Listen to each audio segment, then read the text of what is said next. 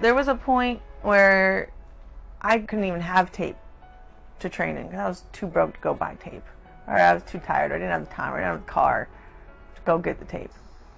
And now it's gotten to the point where I make all my money, all my livelihood comes from my hands. To get to the point where I actually get a professional, real gauze wrap for every single training session, I mean, you know, I really get to take care of what's important. Every single time I take my wraps off at the end of the day, it's always after a day of hard work, like work that I'm happy with. Sometimes my coach makes me rush from one thing to the other, and I have to cut them off, which I secretly get sad about because I want to make the ball for some reason. And then when I make the ball after I work out, I always try to make it like a perfect circle, which is kind of hard to do. And I try to aim behind the cage. There's this little wall.